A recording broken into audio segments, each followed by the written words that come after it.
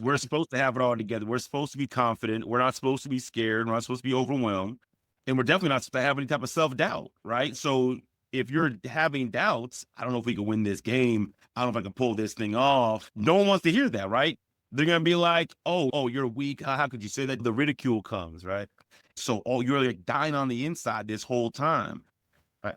Ultimately, I don't know what's allowed to say online or whatnot, but ultimately, if it's not addressed, it could it could lead to suicide. If you think you're never good enough, if nothing you ever do is good enough, you're never good enough at work, you're never good enough at home, you're never good enough in community, like nothing you ever do is good enough because that's the message you received as a child. And it will never, ever be enough, ever.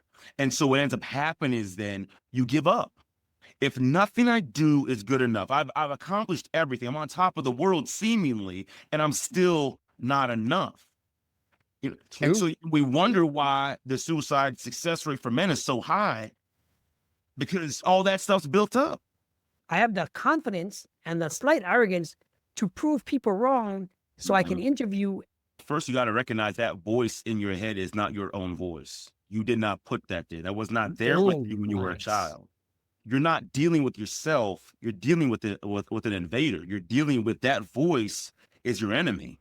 That self-doubt is not keeping you alive. That self-doubt is keeping you chained. It's keeping you bound. It's keeping you scared. It's keeping you from making advancements. It's keeping you from saving your marriage. It's keeping you from helping your kids. You have to kill that critic. You have to shut him down, because that critic is going to minimize every single win. Self-doubt is literally a cancer. What does cancer do? Cancer is a disruptive cell, right? The DNA is damaged or whatever. It hijacks your system to multiply itself.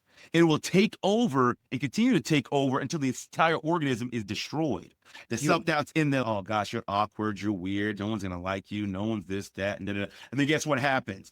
You're right. Self-doubt can steal the most valuable resource you have, and you can never get it back, and that is time. You do not have time to play with self-doubt anymore.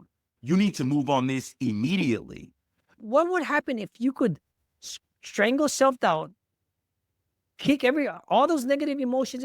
I'm not saying you don't have to have them, but if you can control them and put them in a box when you want to, how much power is that alone? Imagine, guys, what you could do with that type of power, and it's already in you.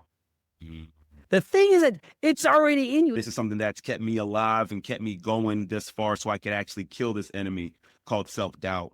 And that was just don't give up. I said to myself, I can pick any skill, any talent, any ability. I'm going to pick the ability to not give up.